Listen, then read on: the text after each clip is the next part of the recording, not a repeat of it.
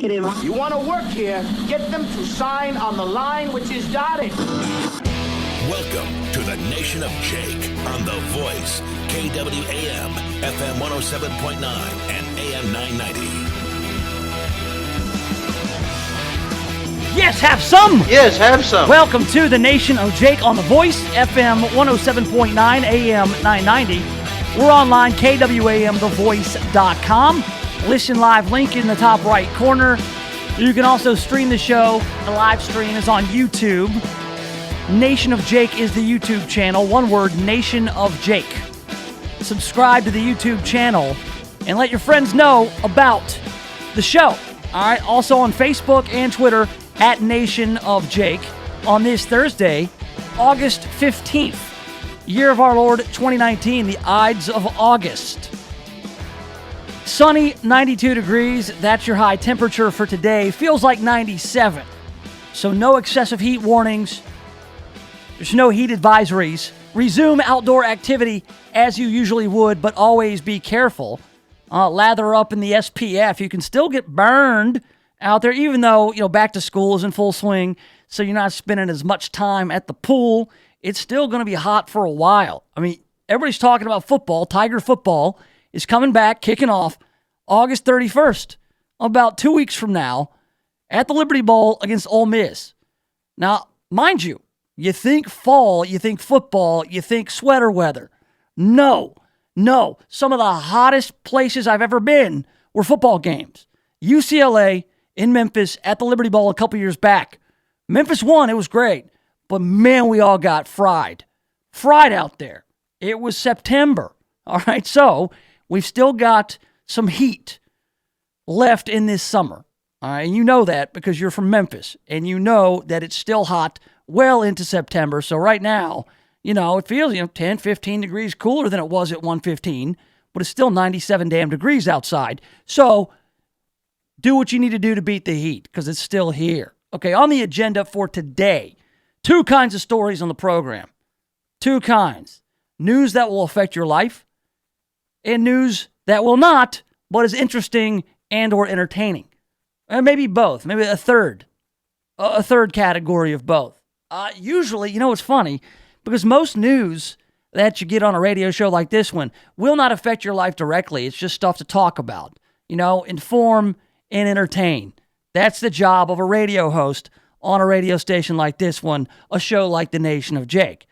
Some stuff we are going to get into, and we'll get in depth in it, and it will not affect your life whatsoever, but we will also pepper things in there that will directly affect you and that you should pay attention to.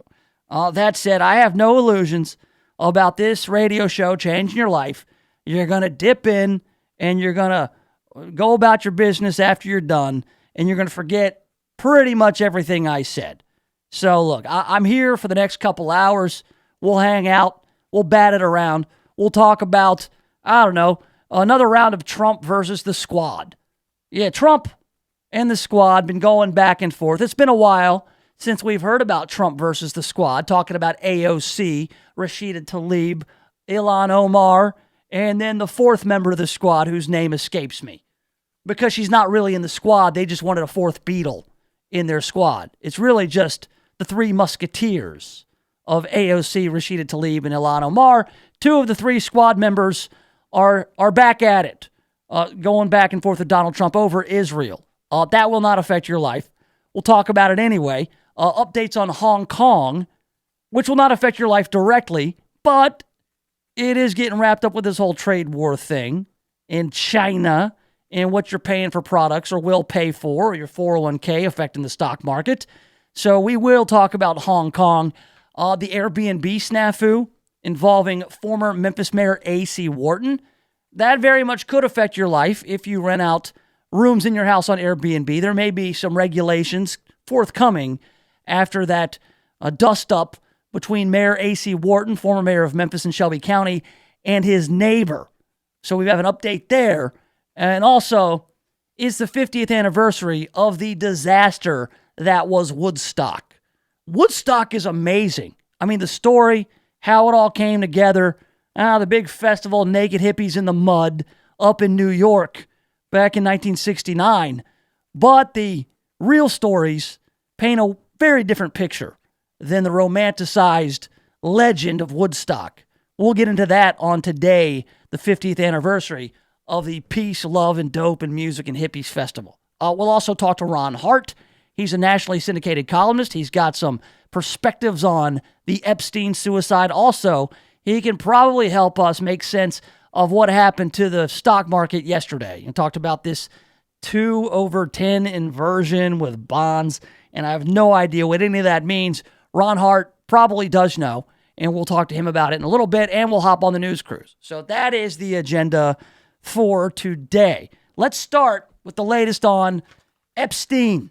Jeffrey Epstein found dead in his prison cell just 5 days ago, Saturday morning, bombshell. Now, this was a couple of weeks after he was found injured in his cell and then placed on suicide watch. Now, this story gets curiouser and curiouser. Yesterday, we were talking about Jeffrey Epstein had a oil painting of Bill Clinton wearing a blue dress in the Oval Office, hanging in his Manhattan mansion.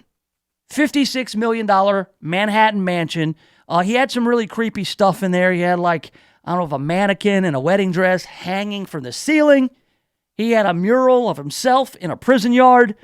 And now he has what looks to be Bill Clinton dressed in a blue Monica Lewinsky-style outfit, a dress, like the famed blue dress from the Lewinsky scandal, red high heels, and he's sitting like a lady with his legs draped over the arm of this chair, pointing. Just a real weird, creepy painting. Creepier than Vigo, Master of Eagles, from Ghostbusters 2. In fact, I think in Ghostbusters 3, with Jason Reitman, they should incorporate the Parsing Bill, which was the name of the oil painting of Bill Clinton. If you didn't see it, it's on my Facebook page right now. I was just wondering, how drunk did Bill have to be to pose for that photo? And how long did he hold that pose with his legs up? Hey, Jeffrey, these high heels, man, these are hurting my feet, man. Anybody ever sees this, you're getting suicided. That's the fact.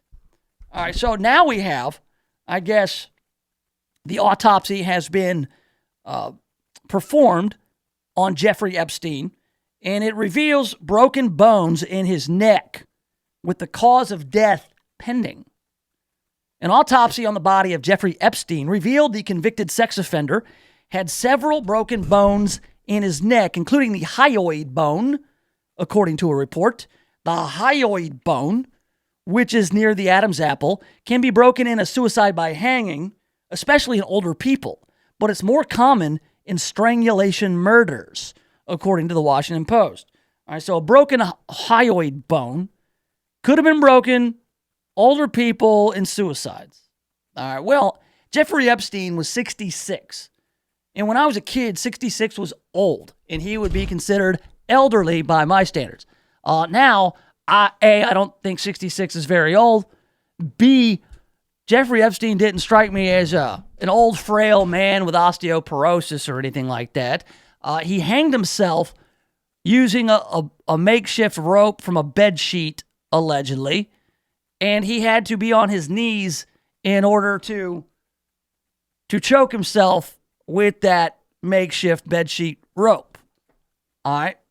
So, think about how difficult it is to hurt yourself. Think about, we all have this thing in our head, which I guess is absent if you are truly suicidal, but you try to punch yourself in the face. Right now, if you're driving, pull over. If you're at your desk, close your door. You don't want to pull a Fight Club. You don't want to freak your boss out. Try to hit yourself and hurt yourself real bad. It's really difficult to do. There's a restraint mechanism. If you try to slap yourself, you're only going to slap yourself as hard as you can take it, right?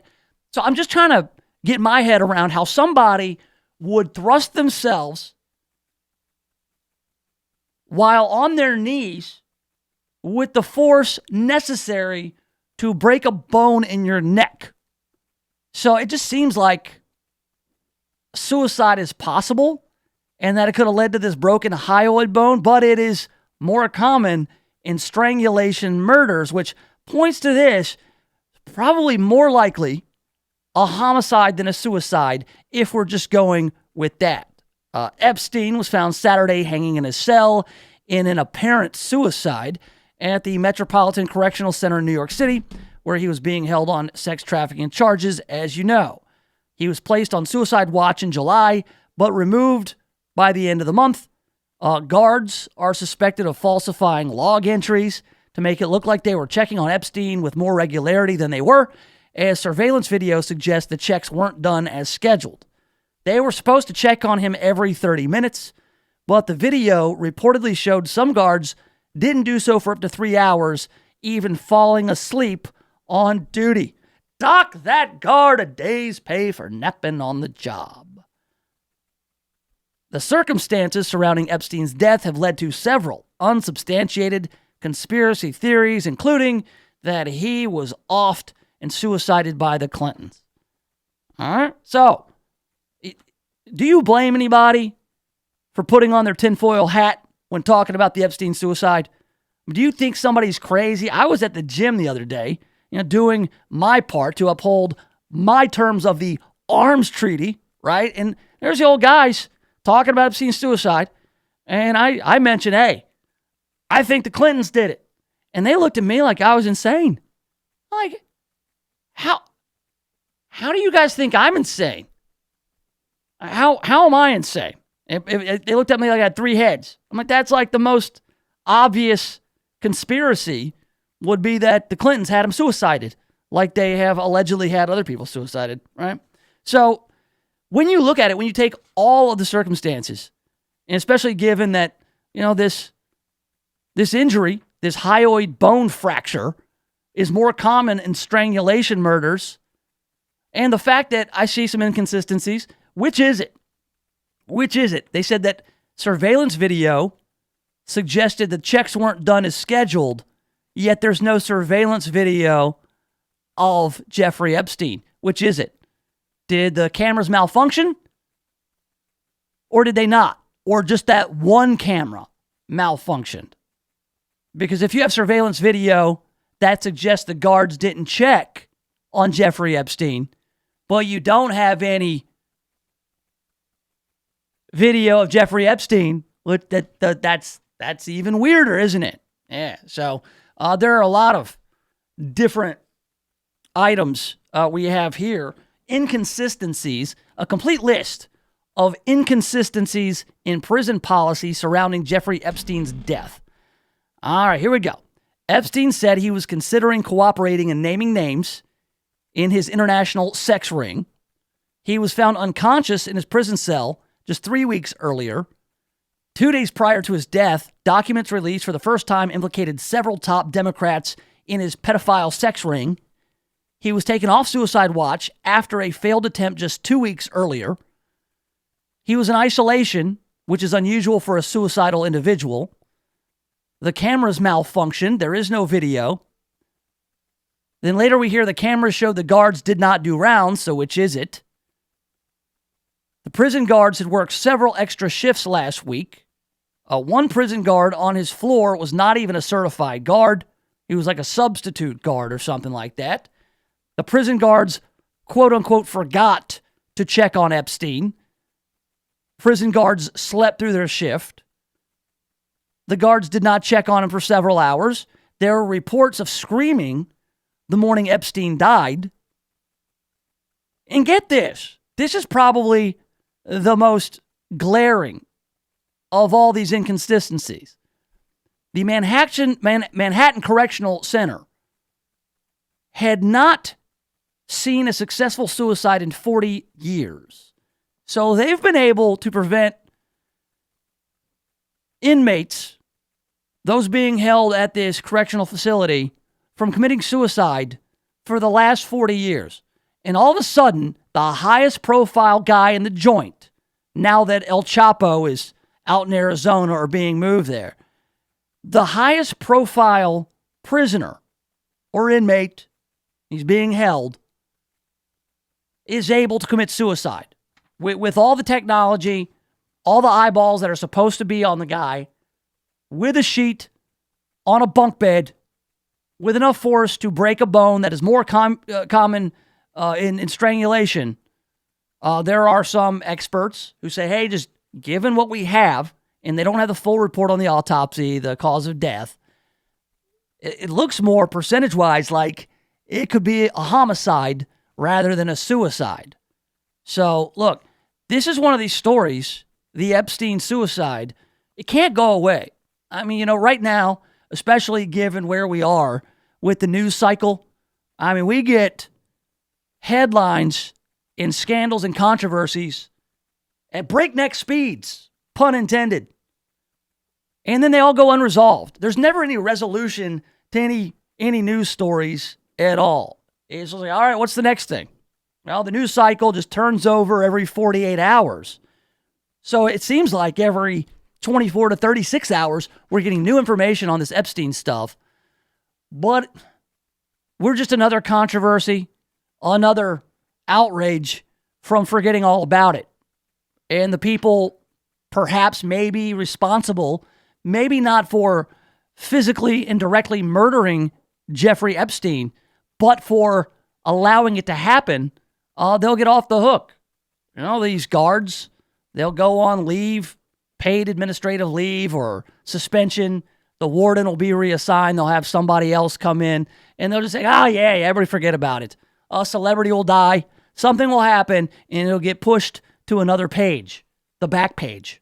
And then everybody will be like, oh, yeah, remember that whole Jeffrey Epstein thing? That was weird, wasn't it? Yeah, strange.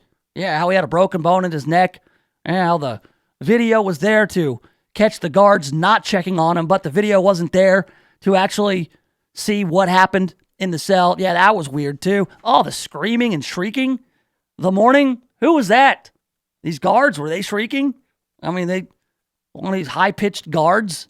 Oh my God! Oh my God! He's dead! Oh my, who are the guards? Good Lord, you got eunuchs running that joint? All right. Coming up, more stories that won't affect your life directly involving Donald Trump and his latest run-in with the squad. That's right. You've got Ilhan Omar from Minnesota and Rashida Tlaib from Michigan, Democratic Congresswomen, 2/3 of the squad. They are no longer invited to Israel. They were scheduled on a trip tomorrow. Israel says, nah, not so fast. And Donald Trump probably had something to do with this. We'll go over the latest headline that won't affect your life, and we'll do it next right here in the Nation of Jake. The Voice, KWAM, FM 107.9 and AM 990. If you're a baby boomer here in the Mid-South area, this message is for you. We've designed a brand new radio show with you in mind. It's The Retirement Income Doctor, hosted by Dave McAdams of the McAdams Group. Each week, Dave will teach you retirement strategies that have worked year after year, decade after decade in any kind of market. That's right, the Retirement Income Doctor will teach you these strategies. So join us Saturday mornings at 10 for the Retirement Income Doctor. If you're thinking about buying or selling a home, stop. Don't do anything until you talk to my man, James Underwood. James Underwood has been helping people like you navigate the Mid-South real estate market for more than a decade. So whether you're looking to buy your first home or you want to upgrade to your forever home, James Underwood can help make it happen. No gimmicks, no guarantees, just a rock-solid guy that I've known for 25 years. So now, if you're looking to buy or sell a home, hit up James Underwood with CryLike. JamesUnderwood.CryLike.com. That's JamesUnderwood.CryLike.com. When you walk into Annie Joe's Karaoke Cafe in Bartlett, everybody really does know your name, and you never meet a stranger. Annie Joe's Karaoke Cafe is a family-friendly place to have fun and serves a full menu including Mexican-American dishes, all-day breakfast, and a great kids menu. With theme nights like Nifty 50s or love songs, they have something for everyone. Located at 5808 Stage Road, make Annie Joe's Karaoke Cafe your next stop for food, family, and fun. Your dog is a furry member of your family, and they deserve the highest level of care. Dogtopia has award-winning daycare, boarding, and spa services. They are the safest, cleanest, and most transparent dog daycare and boarding option for you. The best part? You can check in with your dog anytime on the video stream on your phone. Dogtopia, located at Carriage Crossing. Find out more at dogtopia.com to schedule your dog's best day ever. Did you know that your potential customers look at your website and determine your credibility within 8 seconds? Make sure your business reflects the quality service you provide. Contact Control Alt Design for a free quote today. Today's marketplace is very competitive and you need a professional web presence. Control Alt Design offers web design at a fraction of what the larger firms charge. Control Alt Design has been helping local businesses stand out on the web for over 20 years. They also offer logo design, business card design, flyers, brochures, and more. See their work today at ControlAltDesign.com.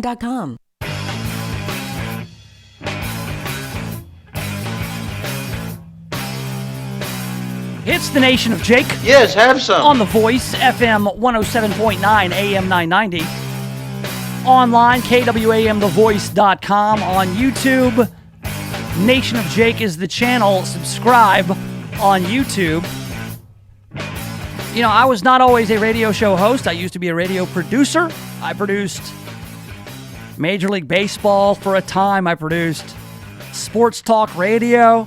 And I produced a show that was more political, more right-wing, more conservative. A lot of people think that this is that type of show, the show I do. A little different what I do. What I like to do is mix it up a little bit. I will not pound on the same thing over and over and over again. This guy I worked with, who I like very much, he was really into Israel. Like, every day, he wanted to talk about Israel. And I always had to remind him that most people don't really care about what goes on in Israel. Like, just in their everyday lives. You know, people want to know what's happening in their town. People want to know what's going on in the world, sure, but not specifically Israel every day. In fact, this guy who I worked with, Rusty is his name, good dude, he invited me to go to Israel. All right, and I was like, I'm not going to Israel. I don't want to go to Israel. It was a time there was a lot of unrest. There were some guys from Hamas, and they were firing rockets into Israel. And I'm like, I'm good. I'm about to get married, and I'd like to get married, and I don't want to be in Israel. Like, I don't want to go on a 12-hour flight, and I'm kind of kicking myself for not going because they went over to Petra in Jordan, and they saw the whole deal with the Indiana Jones stuff. Petra is where they had the whole Holy Grail scene. That's Petra. It's a rock, a big mountainside, a whole city carved in. It's awesome looking, right? That said, at the time I didn't want to go to Israel. And I guess I was just kind of burnt out on hearing about Israel every day. And so, I don't do that kind of program where I just kind of like pound on one thing over and over again. I just kind of take the news as it happens. All right. Well, today is one of those days where Israel's popped up as a headline for this reason. Donald Trump had tweeted out that Representatives Rashida Tlaib and Ilhan Omar, 2/3 of the squad, so to speak, shouldn't be allowed to go to Israel. He tweeted out and he said it'd show weakness on the part of Israel to let these two representatives from Congress come to Israel because they hate Israel and they hate Jews and they're anti-Semitic. And so Israel has responded. Israeli officials have decided to block U.S. Representatives Rashida Tlaib and Ilhan Omar from entering the country as part of a planned visit, which is a reversal that comes amid pressure from President Trump and concerns about their support for Israel boycotts.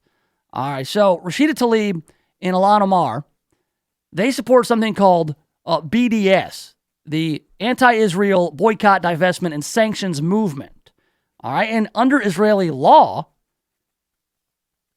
they can't be in the country. They actually have a law regarding this. Israeli law says those supporting boycotts of the country may be denied entry. Waivers can be granted for diplomatic figures, for like U.S. congresswomen, but they don't have to grant the waivers. So we're talking about Ilhan Omar and Rashida Tlaib. They've gone on record as essentially saying that Israel has no right to exist, that the land was stolen, that it's really Palestine. In fact, on their itinerary, the itineraries for Rashida Tlaib and Ilhan Omar, they don't even have it written down as a trip to Israel. They have it referred to as Palestine. which to Israeli officials, that's disrespectful. Is it not? And these are people who have gone on record as saying, no, we support the boycott of Israel. And we don't recognize Israel's right to exist. So if I'm Israel, I might say, okay, we don't exist to you. Consider it done. We don't exist to you. You can't come here. You're not allowed here. If you think we don't exist, then how could you possibly even be here? You can't. You want to boycott us? Too late. Too late. You can't boycott something that doesn't exist. We're going to make it very easy for you to boycott us. You're not allowed in. Now, there are people, of course, on the Democrat side who do not like this. There are people who don't like this. They say it's kind of a bad move for Israel to flex like this, especially with the optics of it. They were prepared to allow them the waivers for diplomatic reasons, but because Donald Trump went out and tweeted that it would show weakness to allow them in, and now they're saying, okay, no, he's got a point. You guys can't come in. I mean, again, this is nothing more than a political football. I think Israel gets used in that way more times than not. I mean, they're a good ally. I mean, they're one of our only true allies in the region. I mean, I value the diplomatic relationship we have with Israel. That said, this is not like clutch the pearls kind of stuff to me. This is all political, and I think it's kind of funny. I mean, put yourself in the position. Put yourself in the position of Israel. You've got two representatives who have repeatedly made anti-Semitic statements, criticized Israel, calling for the boycott of, and denying its right to exist. So why would you be surprised that your trip there got canceled? I mean, it's part of their law. They have a law, like a written down law that says, yeah, people who say these kinds of things and support these kinds of initiatives cannot come here. And they don't mess around. I mean, that was part of the reason that I didn't go to Israel. All right? I like to mess around. I like to goof off. I don't like where there's a lot of rules. I'm sure it would have been a good time. It would have been fine. But man, like when you get on a plane on El Al Airlines to go to Israel, they grill you. They absolutely 100% grill you, like psychologically. They ask you where you're going, who you're staying with, why you're going there. And if you show any signs of deception, nope, you're not coming. You're not allowed in. That's it. So if you are a representative who has gone on record as being anti-Israel to the point where you are on your itinerary, like written down, there's a photo of it on Twitter that I saw, that you won't even refer to it as Israel. Instead, you write that as Palestine. That's showing the folks in Israel that you're not going over there in good faith, that you're going over there to cause trouble. And so, you know what? We'd rather not deal with your juvenile shenanigans. Just don't come. You know? Maybe the president has a point. Now, either way, you know, they could have said, look, we want to show you what we're about. We want to extend the olive branch. We know that you've been critical. We want you to come over and see really what goes on. Because, man, everybody over there is blaming everybody else. I mean, you've just got this constant conflict in Israel among Israelis, Arab Israelis, Palestinians, the Jews, all the countries surrounding Israel, Syria, and Jordan. So you've got all this conflict all the time, and you get these obviously conflicting accounts of what goes on. But honestly, I guess Israel's just going, you know what? Even if we did invite them over, we're just giving them a venue, our venue. We're providing them the stage for them to come over and rabble-rouse, and they're not going to change their view. No matter what we tell them, no matter what we show them, they're not going to change how they feel about us. So they say, the hell with you. Bye. We don't exist to you. You're not, it's not that you're not welcome here. It's how can you come to a place that doesn't exist? And we saw your little itinerary right in Palestine. Yeah. It's not a show of good faith. So look, I'm I'm kind of like, meh, I'm not gonna cry. I'm not gonna cry because two members of Congress who have shot their mouths off time and time again can't go to Israel.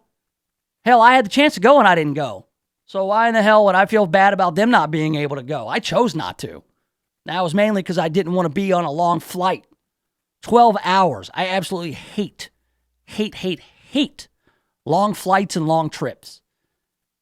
And by the way, my buddy Rusty, who invited me, he only wanted me to go so I would carry the equipment and record him because I was a lowly producer at the time. And also this, he was going to get in first class on the plane and he was going to put me back in coach with people I didn't know. We couldn't even hang out and talk or anything. It's oh yeah, I'm going to sit in first class. You're going to go be silent back there carrying all my gear. And I was like, no, I'm not going. No, not going. He's like, oh, it's awesome. You go there and all the electricity shuts down on Friday. No, not going. So, and that was, he got mad.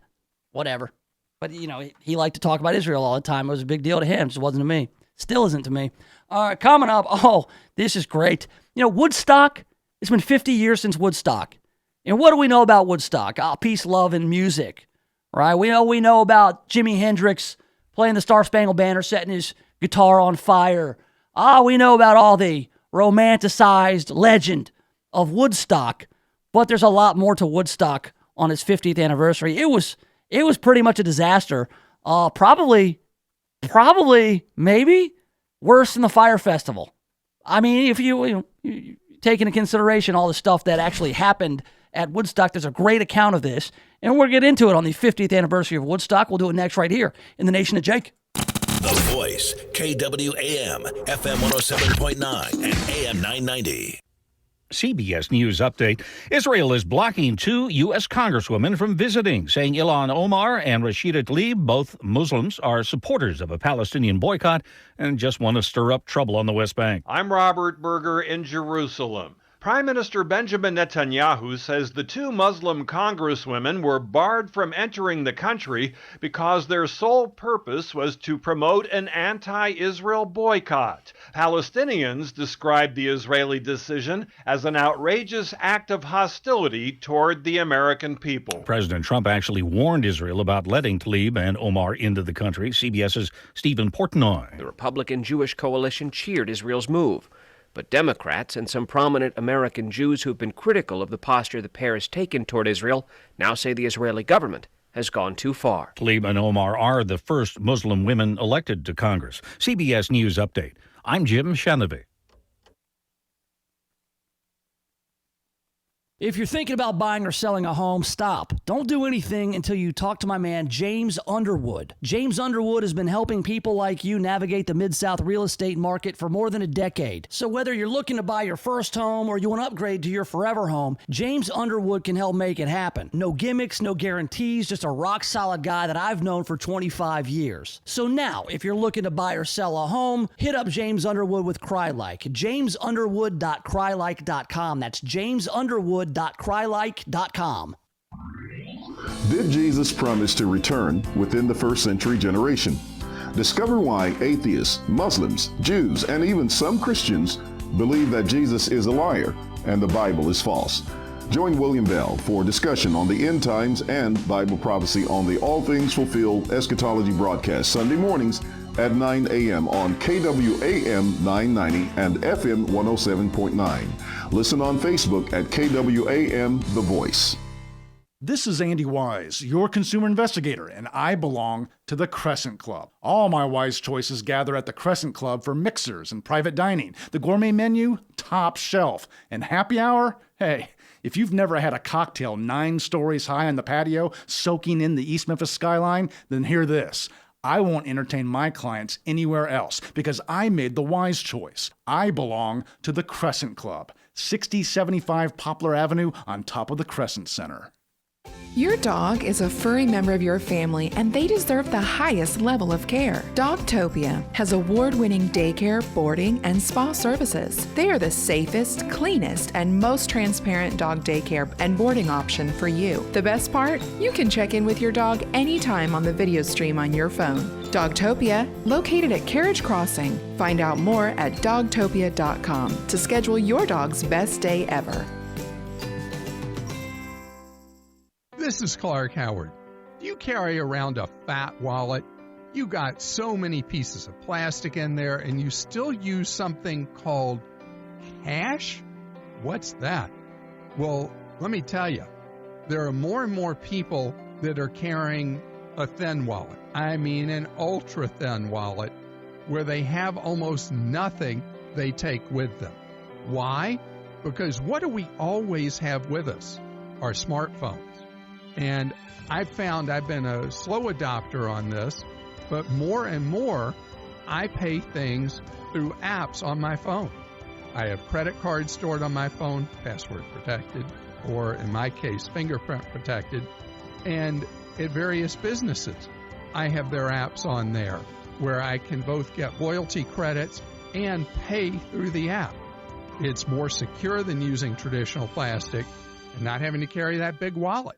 The co-chairman of J.P. Morgan warned that a deep correction, like 40%, could hit the stock market at any time. Don't lose 40%. Diversify. Now you can add gold or silver to your IRA or 401k rollover accounts. The stock market has been shaky with the trade negotiations. Don't risk your investments. Listen to the warnings and diversify before you lose 40%. Protect your portfolio with solid, intangible investments, gold and silver. Call 800-659-5096. And all qualified investors get a free 2020 Trump Freedom Coin and a 10-ounce silver bar with your account. Call 800-659-5096 to be connected now and get a free 2020 Trump Freedom Coin and a 10-ounce silver bar when you open a qualified account. Or go to noblegoldinvestments.com. Individual results may vary. Invest wisely. Open your qualified account today to get your free 2020 Trump Freedom Coin and a 10-ounce silver bar. Don't wait for a 40% deep correction. Call 800-659-5096. That's 800-659-5096.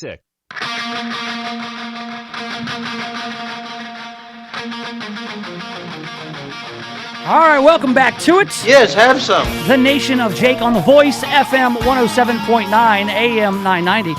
Online, KWAMTheVoice.com. Streaming live on YouTube, the YouTube channel, Nation of Jake, one word, Nation of Jake there on YouTube. Subscribe and turn on the notifications. It'll let you know when I'm live, as if you need an explanation as to what notification means. Also on Facebook, where you can see the oil painting of Bill Clinton in the blue dress a la Monica Lewinsky that was found in Epstein's joint. It's pretty gross. It's one of the worst paintings I've ever seen. I mean, worse than George W. Bush's dog paintings.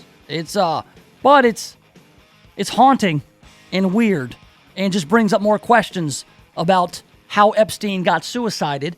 You can also follow me on Twitter.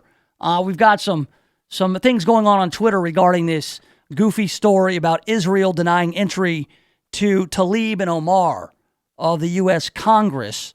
Maybe an update on that in a little bit. I've had enough of it. How about you? On this, the 50th anniversary of Woodstock? Yeah, Woodstock, right? Peace, love, hippies, dope, LSD, mud, manure, all the above. It was just a peaceful time up there in New York in 1969. This is a great piece that I found online somewhere. I think the Federalist by Warren Henry, which is the nom de plume of a guy who's a lawyer who doesn't want his real name written on stuff because it might hurt his lawyering career. This is a great alternative perspective of Woodstock, because Woodstock, there are hippies who sit there and want to be, I was at Woodstock. And everybody's like, oh, well, yeah. I'm guessing maybe 1 in 5 people who claim they're at Woodstock were actually there. Okay, I know all these people. Oh, my dad was at Woodstock. It's like, really? No, he wasn't. And you ask the guy's dad, hey, were you at Woodstock? He's like, no, I'm from Woodstock, Georgia, which is just north of Atlanta.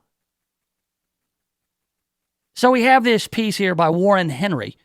Not sorry, boomers. Woodstock was a bad trip. And this is such a Generation X piece, man. It's great. Because here's the thing about it.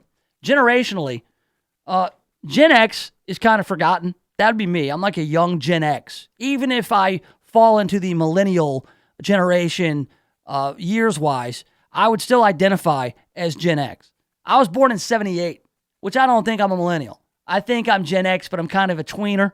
So, that said, this is such a Generation X tone. We've got this Thursday through Sunday marks the 50th anniversary of the Woodstock Festival, famously billed as 3 days of peace and music. It might be more accurately described as 4 days of mud and myth-making, although the latter has stretched on for decades. For an event described as an Aquarian exposition, its origins were remarkably mercenary. 2 men, one a pharmaceutical heir, placed an ad in the New York Times. Young men with unlimited capital looking for interesting, legitimate investment opportunities and business propositions. So this was money-making scheme from the start. They eventually partnered with a record company executive and a promoter of the relatively small Miami Pop Festival. When plans for a music studio in Woodstock, New York went awry, the quartet settled on an idea of an art and music festival. So big money was behind this from the start. This was not a grassroots thing about peace and music.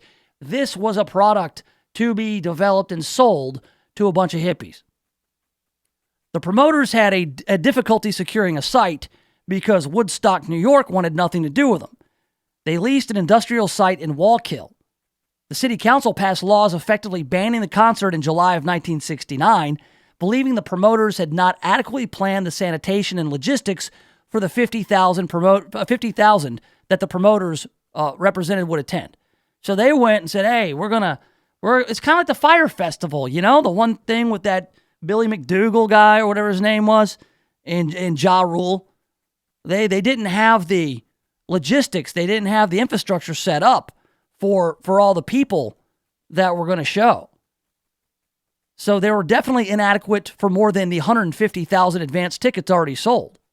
So they said, hey, we're gonna throw this festival. 50,000 people are going to be here, and it blows up 3 times as many buy tickets. You would think that would be a good problem to have, except you already can't accommodate 50,000. What are you going to do when 3 times that many show up? So a deal to relocate to Saugerties, New York, fell through before a dairy farmer named Max Yasgur offered land in Bethel for the festival. Yasgur was also given 50,000 as the attendance estimate. Contrary to the legend, the concert was not on the dairy farm itself, but on alfalfa fields that had been fertilized with manure. So you've got fecal matter that's already all over the grounds where this festival is going to take place with 3 times too many people as they were prepared for. Well, then 3 times that number show up because the misrepresentations regarding ticket sales and last-minute scrambling for a location meant the fencing, the on-site ticket booths were quickly overwhelmed by the 500,000 people who ultimately decided to show up. They were forced to declare it a free concert. They couldn't turn away that many people. There was a 10-mile-long traffic jam in the New York Thruway. Exits were shut down to deter further waves of concert goers. So this would be most people's dream. Oh my God, 500,000 people show up to the concert, right? Might be great for the guys performing, right? But if you're the guy in charge, I mean, they maxed out their ticket sales. They sold 3 times as many as they were prepared to accommodate. Just like the Fire Festival. They sold all these tickets and they couldn't accommodate their guests. And people are in jail because of it. Established food vendors wanted nothing to do with Woodstock, so the promoters hired an inexperienced group called Food for Love. As their supplies ran out, they increased prices, which resulted in angry mobs burning down 2 concession stands. The Hog Farm Collective, hired for security and support services, stepped in with emergency supplies of brown rice, vegetables, and granola, which was perfect. Perfect for all those hippies. And you go through this, man, and I will post a link on my Twitter account. I will retweet this. You had all these hazards. I mean, not only did you have people who were overdosing on drugs, you also had bad weather. You had rain. You had mud mixed with the manure. You had people involuntarily dosed with LSD including the Who's Pete Townsend and Roger Daltrey, both who have had terrible things to say about Woodstock since. Check out Pete Townsend from The Who. He says, and I'll do it in my Pete Townsend voice, all these hippies wandering about thinking the world was going to be different from that day on. As a cynical Brit, I walked around through it all and felt like spitting on the lot of them, trying to make them realize nothing had changed and nothing was going to change. Not only that, what they thought was an alternative society was basically a field full of 6-foot-deep mud laced with LSD. It was the world they wanted to live in, then F the lot of them. So, like I think the Grateful Dead got electrocuted. There's all kinds of, the thing was a disaster, but you know what? There weren't a bunch of cell phones. There weren't a bunch of cameras. I mean, there were cameras, but not like real-time, tweeted, Instagram. So it's funny because it was a disaster, but people romanticize it and remember it differently. I think I was reading about all the guys who got paid. Jimi Hendrix got paid the most, $18,000 to play Woodstock. And then you go down the list, and everybody else, $10 grand, $18 grand, that was like the most. And I think the Grateful Dead got like $700, something. They were young back in the day. So I don't know. It's funny to think how trying to pull off that kind of stuff now. I mean, they tried to do Woodstock 50th anniversary. It didn't work. It didn't work out well. Woodstock 99, that was a disaster, but not really very much different than the first Woodstock. Woodstock 99, you had like Limp Bizkit, a bunch of butt rock and butt metal. They were playing, but there were fires and there was violence. I mean, people died at the original Woodstock. They overdosed on drugs, standing in crap. So it's just funny how things get remembered because of how they're documented, and the ways which we had to document them in 1969 differ greatly from how we do things here in 2019. What a difference 50 years make. Who would have thought? All right. Coming up, emotional support animals. We've talked about these before. The airlines are allowing a new emotional support animal on board your next flight. Look out for it, because this is one you can't miss. I'll tell you what it is next right here in the Nation of Jake. The Voice, KWAM, FM 107.9 and AM 990. When's the last time you looked at the windows in your house? Not through the windows, but at the windows. Really looked at them. There's dirt, streaks, buildup, smudges, fingerprints, paw prints, spider webs, dead bugs. There's little white speckles. I have no idea what they are, and who knows what else. Now, cleaning all the windows in your house makes a big difference, but it's also a big job. That's why you need Just Windows Home Services. Just Windows has been taking the pain out of window cleaning since 1992. Just Windows cleans all types of windows: storm windows, screens, skylights, interior, exterior, upstairs and down. Now, I know I told you the company is called Just Windows Home Services, but they do a lot more. Roof and gutter cleaning, pressure washing, mirrors, blinds, ceiling fans, light fixtures, chandeliers. Look, if you've got hard to reach areas of the house, then you need Just Windows Home Services. Call for a free estimate, 751-3934. That's 751-3934, or get them online at justwindowsmemphis.com. That's justwindowsmemphis.com. Hey, are you ready for your new baby? Yeah. Are you familiar with the ABCs of infant safe sleep? No, what's that? Babies should sleep alone, on their back, and in their own crib. Wow, I didn't know that. Thanks. For more information regarding infant safe sleep, contact the Shelby County Health Department at 901-222-9000 or log on to shelbytnhealth.com. Funding for this was provided by Tennessee Department of Health. Looking for a cool way to get a new home comfort system without breaking the bank? The Advantage program from Service Experts Heating and Air Conditioning gets you a high-quality home comfort system for one low monthly rate. There's no money down, never a charge for repairs, and seasonal tune-ups are free.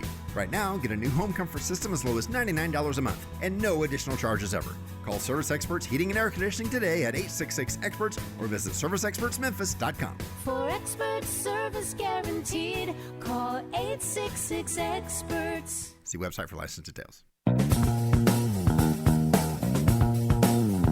Yes, yes, sir. Yes, have some. Nation of Jake on The Voice. On YouTube, Nation of Jake. Facebook and Twitter at Nation of Jake as well. In a little bit, we're going to talk about all the snafu with the Airbnb and former Mayor A.C. Wharton. There's some new information regarding that. As well as, I wrote it down, Ron Hart, nationally syndicated columnist, will be along, talk about Epstein and also what we saw in the market yesterday with this hashtag Trump recession. We've talked about emotional support animals. A lot of this is garbage. A lot of this is just an excuse for people to bring their pets onto planes and other places because they consider their pets to be their children and they just can't bear to be away from their dog or cat or alligator or whatever emotional support animal they claim they need for emotional support. All right, now service animal is different. If you have a service animal, that's different. All right, if you need your seeing eye dog, if you need a dog, say if you are missing a limb and you need a service animal, that's different, right? But like emotional support chinchilla, I'm not buying it. You can't make me. But now we have the U.S. Department of Transportation has announced that miniature horses are officially allowed to fly as service animals in all cabins of commercial planes, part of a new set of guidelines strengthening protections for emotional support and psychiatric service cats, dogs, and the tiny equines. Yes, mini horses. Mini horses are smaller than full-size, full-grown horses, but they're not small. They're not small. Mini horses can weigh up to 250 pounds, but they can sit there, they can be there in the old fuselage of a plane. In recent months, both public and professional organizations, including the Association of Flight Attendants, have urged lawmakers to review the rules for service animal designations during air travel to combat an alleged culture of rampant abuse. The AFA claimed that the matter was escalating into a safety, health, and security issue that was negatively affecting all passengers. They're going the opposite direction because they are now allowing miniature horses to ride on planes. Airlines will not be subject to enforcement of action if they continue to deny transport to snakes, other reptiles, ferrets, rodents, and spiders. However, airlines will remain subject to potential enforcement action if they categorically refuse to transport other animals or species of animals. So, according to the American Miniature Horse Association, that's right, there is one, the animals often stand between 2 and 3 feet tall and weigh between 150 and 250 pounds with an average lifespan of at least 30 years. What if one of these little mini horses flips out on a plane? What if they take a dump? I'm telling you right now, miniature horses,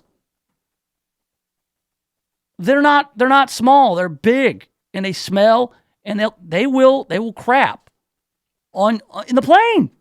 Who wants to be around that? Nobody. I would need an emotional support animal to help me deal with having been exposed to miniature horses. And by the way, I hate horses. I know, they're majestic. Oh, yeah, they're great. Oh, yeah, they suck. They're ugly. They got big, stupid-looking teeth, long faces. They stink. They don't wear soft shoes. Awful. All right, coming up, A.C. Wharton. Not as a guest, though. Serving Tennessee, Mississippi, and Arkansas. The latest news stories are here. This is KWAM Memphis. This is CBS News on the Hour. Real news, real reporting. I'm Jim Shenevy. At the urging of President Trump, Israel is refusing to allow Congresswomen Ilhan Omar and Rashida Tlaib to visit, saying they just want to stir up trouble in the West Bank. CBS's Stephen Portnoy. They may be outspoken critics of Israel and support the movement to damage the country's economy through a boycott, but barring two duly elected Congresswomen from visiting Israel is being viewed by fellow Democrats who support the Jewish state as a step too far. President Trump tweeted that allowing Representatives Omar and Tlaib to visit would show great weakness on Israel's part. The Republican Jewish coalition cheered reports of the Netanyahu government's decision. Environmentalists are pointing to man-caused climate change for a record-setting July. July was the warmest July on record at 0.95 degrees Celsius or 1.71 degrees Fahrenheit warmer than the 20th century average for July. NOAA's Deke Ernst. It is virtually certain that we will have a top 5 warmest year on record. It's most likely to fall somewhere between second and fourth warmest by the time the analysis is done at the end of the year. The oceans were also setting temperature records. Prosecutors in Philadelphia looking at what charges to file against Maurice Hill, the alleged gunman in that 7.5-hour shootout with police yesterday that left 6 police officers wounded. Philly DA Larry Krasner. It is pretty obvious that there should be charges of attempted murder. It's pretty obvious there should be charges of aggravated assault in the first degree. Pretty obvious that there are some serious firearms charges, including the fact that he was a felon before he was handling this weapon. There is drug involvement here. U.S. Attorney William McSwain blames Krasner for fostering a disrespect for law enforcement in the city.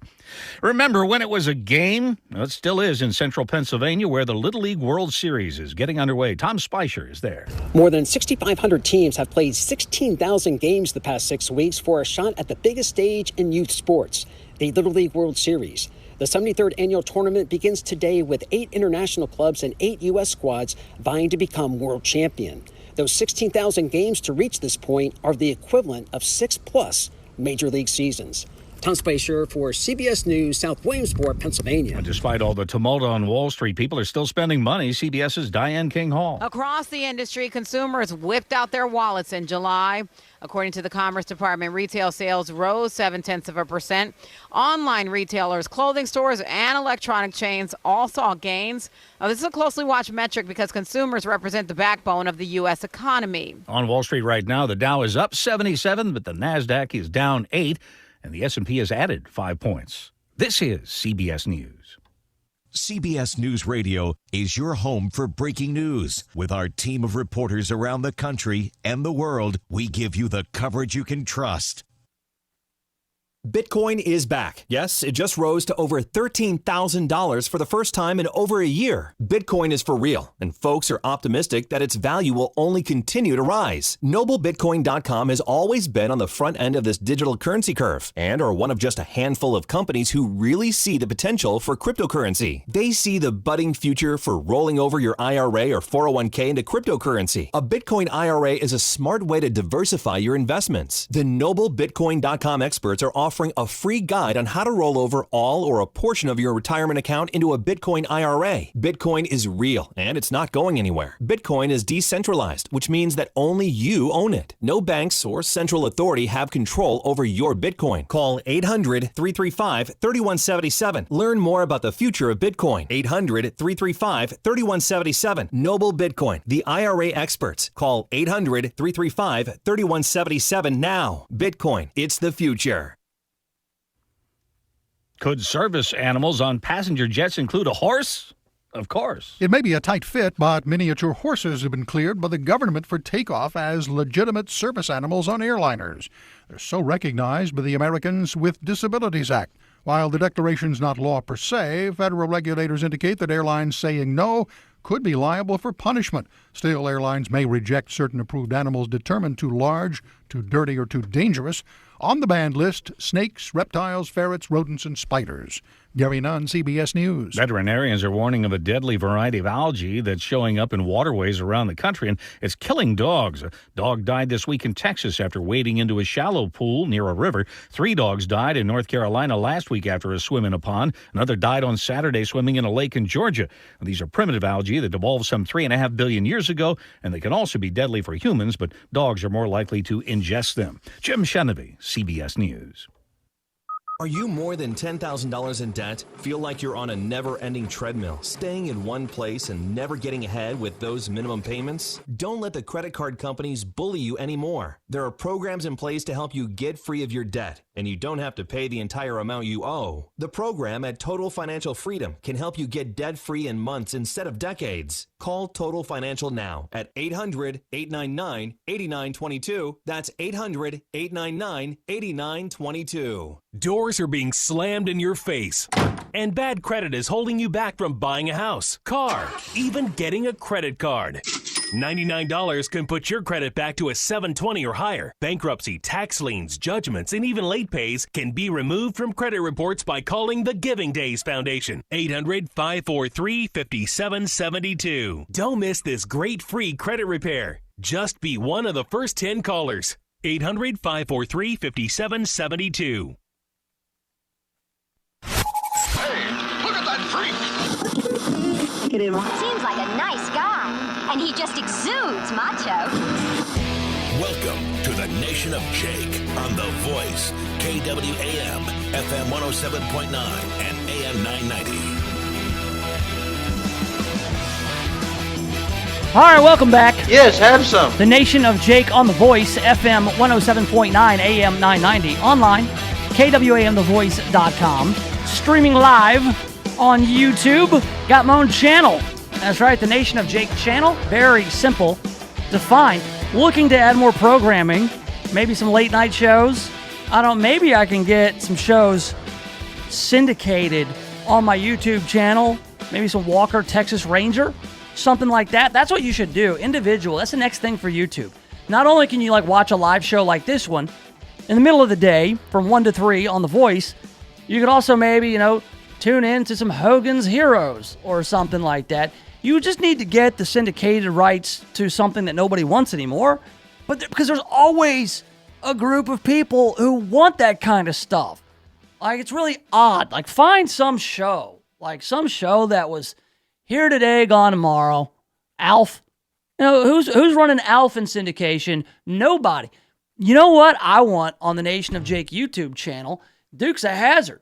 Dukes of Hazzard got pulled off of syndication because they got the rebel flag on their car. And now look, I was a big fan of the Dukes of Hazzard. And I'm no racist. I'm no Confederate sympathizer. I just like the good old boys, never meaning no harm. They weren't doing any racism with their flag. Well, you know what we can do? Just give me the rights to stream Dukes of Hazzard on my YouTube channel, and I'll blur out the flag. I don't care. I just need some content for the channel, because right now we're just at 2 hours a day. And then the rest of the time you go and it's just the American flag and the national anthem, right? Back in the day when... Remember back in the day when channels actually, shut down for the night? Hey, we're all out of stuff. That doesn't happen. When's the last time you saw that happen? You're watching TV late at night, you fall asleep, you wake up, and you just see the American flag with the national anthem, as if to say, hey, nobody's watching right now, and if you are, you shouldn't be. It's way too late to watch TV, and we're done for the night. We just shuttered down. Be back tomorrow. TV channels actually closed back in the day, and there were fewer of them. Now, every channel's 24 hours. Sometimes you get the infomercial. I used to watch those. Good Lord. I used to watch these teeth bleaching infomercials just because they were on, and I watch them over and over again. It was just garbage time on TV. Oh, yeah, let's watch this again, man. Look how yellow that guy's teeth were. Oh, look at them. Now they're white. Oh, man. So anyway, maybe I'll get some stuff like that on the YouTube channel. Just make sure you go and subscribe so you're ready for it. I'm going to go out and secure some more programming in addition to this program on the Nation of Jake YouTube channel. You can also see the Bill Clinton oil painting of him dressed up in Monica Lewinsky's dress from Jeffrey Epstein's mansion. You can do that on the Facebook page. Go find Nation of Jake there on Facebook and follow along. We talked about Epstein. They found out they had broken bones in his neck, which is more consistent with homicide, being strangled by someone else, than it is with suicide by hanging. Now, they say that the hypoid bone, what was it called? Was a it's not a thyroid. Yeah, hyoid. It's a hyoid bone, and it was broken. And they said, yeah, that could happen with a suicide in a 66-year-old guy, but more commonly, it's strangulation. We'll talk more about Epstein here in a few minutes with Ron Hart. He has some thoughts on Epstein. We'll talk to him in about 10, 15 minutes or so. I was reading more about this story with A.C. Wharton. We talked about it last week, a couple of days. Former Mayor A.C. Wharton went to his neighbor's house to complain about a party that was thrown. Karima McLeod is his neighbor, and he complained to her about this party. I guess they were charging admission at a party at her home. She had rented it out through the Airbnb app, and unbeknownst to her, according to her, a party was thrown. They were taking admission. They were being loud. They just had a big old blowout at her house that they rented out. Rented out for a house party, I guess. Mayor A.C. Wharton didn't like that, and so he went over there to talk to her about it and then said, hey, I'm the former mayor. I'm going to make some calls. I'm going to try to get some laws changed. And then she was greeted by a parade of city officials and county agents from the health department, from code enforcement, from the fire department. And then the big one was MPD. A guy with the organized crime unit came over to Karima McLeod's house and said, hey, we've been staking out your house for a few days on suspicion that you're running a brothel. And I want to let you know that we don't see anything irregular and that we're not going to stake you out anymore. And so she kind of freaked out a little bit, and she got on the news on local Memphis, Local 24. And so from there, we've got the city council now talking about cracking down on Airbnbs. Now, for the past week, after the dispute with A.C. Wharton and his neighbor, Memphis City Councilman Kemp Conrad says that lax rules in the city's short-term rental allowance, that would be the Airbnb type stuff, allows people to rent Airbnbs to throw big parties like the one thrown at the home next to Wharton.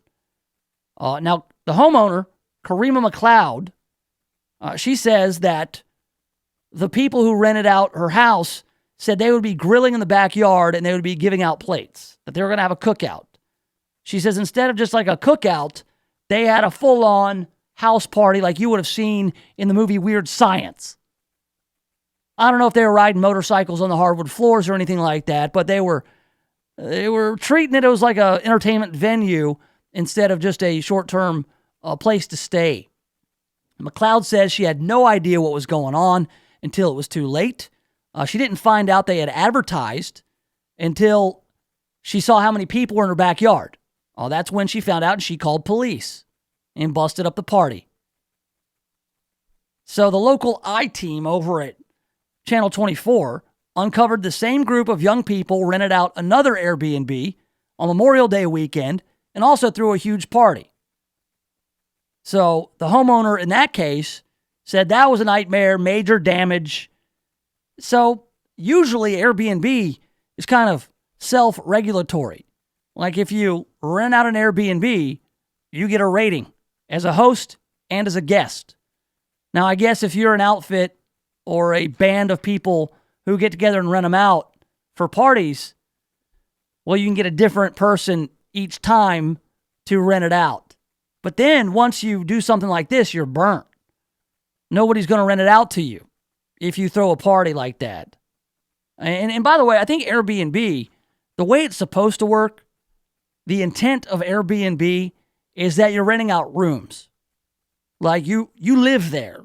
You're not just supposed to rent out a house that's otherwise, empty. Like I wonder, does Miss McLeod, who factors big in this story, does she actually live at the residence? Or does she rent it out and then she lives somewhere else? Because if that's the case, I don't know if that's the rules. I think that you're supposed to live there and people are supposed to stay there while you're there in a different wing of the house. So again, Kemp Conrad is looking at changing the law, the ordinance regarding Airbnbs. He says we'll go through about a 2-month process to make sure we can hold folks accountable that are renting out their homes and hold people accountable who may be misleading homeowners. See, that's supposed to be done through the app. If you are a homeowner and you provide poor service, you'll get a low rating and people won't want to rent out your Airbnb or your home or your room. And then if you're a troublemaker and you go and stink up the place, then nobody will want to rent to you because you got a low. It's kind of like with eBay. We all get on eBay and we agree to buy and sell our wares, but you also have a feedback. Well, positive feedback is great because you're a trustworthy seller or buyer. You ship quickly, you pay quickly, and there's no issues. But if you get negative feedback, people are going, no, you're going to rip me off. So kind of the same way. Airbnb spokesman Charlie Urbanchik issued a statement. Hosting is a big responsibility, and when signing up to host on Airbnb, individuals must certify they will comply with local rules such as noise and zoning ordinances before they list their space. Hosts also have access to our responsible hosting page, which reminds them to review local regulations and provides them with additional information and resources. We're committed to helping our community members be good neighbors in the places they call home, which is why we launched our neighbor tool. Anyone can go to airbnb.com/neighbors to share specific concerns they might have about listing in their community. Honestly, the Airbnb part, like the party, if that's a one-time thing, and Mayor A.C. Wharton, former mayor, goes over and has a conversation about it, then Karima McLeod, if she didn't know, she can say, look, I didn't know that was going to happen. That's a one-time thing. I called the cops myself. I'm committed to making sure that doesn't happen again. I'll do better. I'll be neighborly. And that's the end of it. And then A.C. Wharton, he could have just gone to Kemp Conrad and said, hey, you know, there's these people out there. They're going around renting out Airbnbs. And we need to stop it. You know, they did this to my neighbor because she says she didn't know about it. But instead, my problem with the whole deal, with this whole story, was never the Airbnb side of it. I never blamed A.C. Wharton for complaining about the party. You can do that. It was all the visits that this woman got from the city and county. Code enforcement, health department, fire department, MPD. That amounts to harassment. I mean, look, I've got neighbors. I don't like them. I don't like them at all. They're not friendly. They don't talk to me. They don't say hello. They don't smile at my kids. And my kids are real cute. The only thing my neighbor has ever said to me was, why is your child harassing my cat? And she wasn't. She was 4 at the time, and she was playing with the cat, and she was like, cat, you know, and then the only thing this neighbor has ever said to me to this day was, why is your daughter harassing my cat? And I said, listen, I've lived here for 4 years, and you hadn't said a word to me. And I said, you really think that's a good idea? I went Chris Cuomo on her. Yeah, you said that's a good idea? You call out my kid. You think that's a good idea? First thing you're going to say to me, you're going to call my kid. Is that it? Can't even say hello? So, yeah, I got kind of mad about it, but then it was over. I didn't start calling code enforcement on them. I didn't start calling the health department. I didn't start calling the cops on them. You know, we had it out. It was over. It was done. All right, I'll do better. I'll keep my cat out of your yard. You keep your cat from eating my ant traps. Whatever it is, you have neighborly disputes. It just happens. So, yeah, I can relate. I got neighbors I don't like, but I don't want to have them harassed by the city for just every little thing. So that's it. We're going to see some regulations on people using Airbnb for illicit reasons, which is fine. But there was no reason to send over the cops and accuse this woman of running a brothel. That was goofy. And I'd still like to find out. I mean, I'd like somebody to ask the police director, because the officer who went to Karima McLeod's house, he said that came right from the director, that we're going to stake this place out. I don't know. You don't need probable cause, I don't think, to have a stakeout, but you need a reasonable suspicion. I mean, what was the reasonable suspicion? Was it just that A.C. Wharton said so? That'd be nice to find out, I guess. But again, you know, no resolution of the stories. We just talk about them and they go away. You listen for a few minutes and you go away, and then you'll come back. And when we come back, we'll talk to my man Ron Hart about what's going on with Epstein and what's going on with the stock market and the bonds and the impending recession. He will restore order, and he'll do it next right here in the Nation of Jake. The Voice, KWAM, FM 107.9 and AM 990. When's the last time you looked at the windows in your house? Not through the windows, but at the windows. Really looked at them. There's dirt, streaks, buildup, smudges, fingerprints, paw prints, spider webs, dead bugs, those little white speckles. I have no idea what they are, and who knows what else. Now, cleaning all the windows in your house makes a big difference, but it's also a big job. That's why you need Just Windows Home Services. Just Windows has been taking taken the pain out of window cleaning since 1992. Just Windows cleans all types of windows, storm windows, screens, skylights, interior, exterior, upstairs and down. Now, I know I told you the company is called Just Windows Home Services, but they do a lot more. Roof and gutter cleaning, pressure washing, mirrors, blinds, ceiling fans, light fixtures, chandeliers. Look, if you've got hard to reach areas of the house, then you need Just Windows Home Services. Call for a free estimate, 751-3934. That's 751-3934, or get them online at justwindowsmemphis.com. That's justwindowsmemphis.com. For expert service guaranteed, call 866-EXPERTS. That's the number that could save you up to 30% on your energy bills. Call today and Service Experts Heating and Air Conditioning will hook you up with an AC tune-up. Right now, save $20 on an AC tune-up. Service Experts Heating and Air Conditioning, your hometown Memphis tune-up pros. Call 866-EXPERTS. See website for license details. Stop everything you're doing right now and ask yourself, are you currently receiving steady paychecks? What about when you're retired? Will you receive a monthly check to cover your expenses and also have some fun? Dan Groban and Phil Menard at Servant Advisors Group call this mailbox money. It's the monthly check you'll receive throughout retirement. They want to help remove stress from your retirement. They don't want you to worry about if the money will show up or how much money you'll receive. The only thing they want you to think about is how to spend it when it arrives. Find out how to get enough money in your mailbox every month when you're retired. Call Servant Advisors Group at 855-260-1000 for a complimentary retirement analysis with strategies that could help your nest egg provide you monthly income you'll need in retirement. Call right now, 855-260-1000. Servant Wealth Management is a registered investment advisor. Insurance and annuities offered through Servant Advisors Group, LLC. Insurance licensed in Tennessee, Mississippi, and in Arkansas.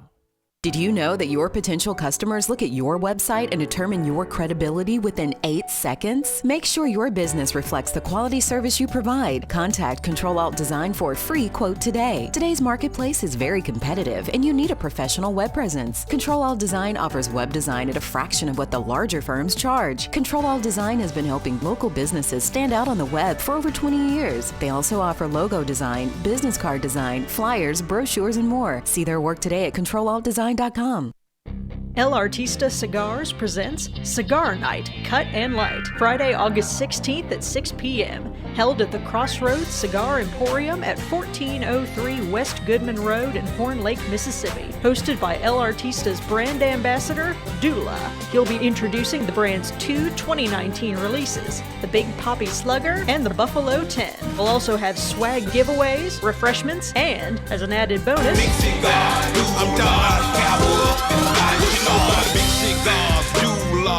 the premiere of Dula's new music video for his brand new single, Big Cigars. So come on down to the Crossroads Cigar Emporium, August 16th at 6 p.m. for El Artista's Cigar Night Cut and Light. Happy Pasita!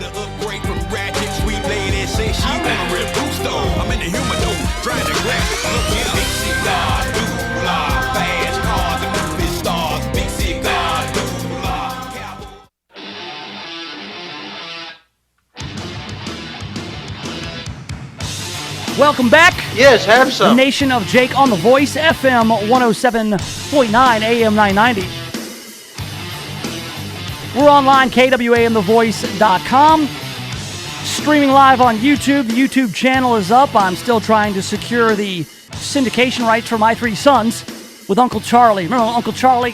You kids. Get that on the YouTube channel. That should be a new venture for all of us. All right, so we talked earlier about the latest breaking news with Jeffrey Epstein, who allegedly suicided in his cell there at the Manhattan Correctional Facility on Saturday. I say allegedly, died of an apparent suicide. Say now he had broken bones in his neck, which could conceivably happen in a suicide, but it's more common in strangulation. And there are some medical experts who say this is more likely a homicide than a suicide. And so we're getting new information each day. Ron Hart is with us. Ron, you've been following the Jeffrey Epstein story closely. You there, Ron? Oh, there he is. Sorry. Yes, I am. There yes, he I is. am. Yeah, found you. I Found you. think Jeffrey. Yeah, I like to look at it a different way. I think Jeffrey may have gotten a suspended sentence.